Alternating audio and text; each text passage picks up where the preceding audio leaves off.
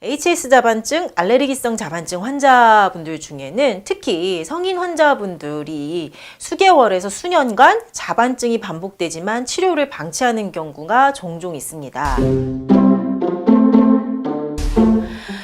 소아자반증의 경우 성인보다 복통, 관절통과 같은 통증이 동반되는 경우가 종종 있기 때문에 초기에 심각성을 인지하시고 적극적인 치료를 하는데 반면 성인 자반증 환자분들은 복통은 이제 복통, 관절통이 없거나 혹은 증상이 미약하거나 아니면 붉은 반점도 생겼다가 조금 잘 쉬어주면 없어지기 때문에 성인 자반증 환자들은 종종 치료를 간과하고 만성적인 알레르기 자반증으로 진행을 시키게 됩니다.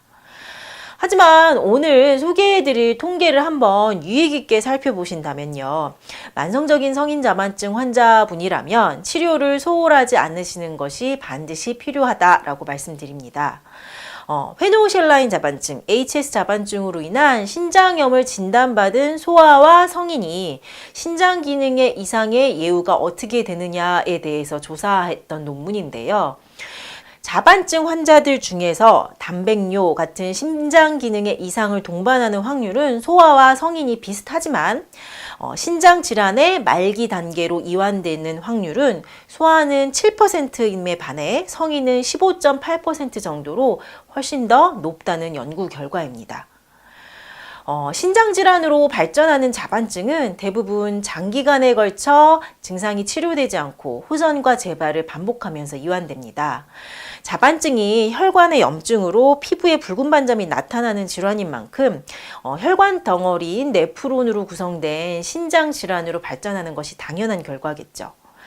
따라서 가장 중요한 것은 만성적인 자반증으로 발전하지 않도록 그리고 호전과 재발을 반복하지 않도록 하루빨리 치료하고 통증과 같은 자각 증상이 없다고 치료를 소홀하지 않는 것이 중요합니다. 만성적인 성인 자반증은 대부분 스테로이드의 복용으로는 해결되지 않습니다.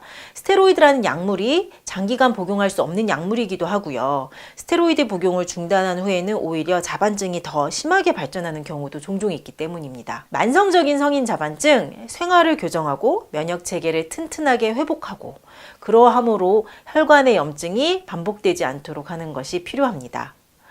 관절통이나 복통이 없거나 혹은 통증이 심하지 않더라도요. 붉은 반점이 장기간 지속되는 성인 자반증 환자분이라면 치료를 간과하지 않도록 주의하셔야 합니다.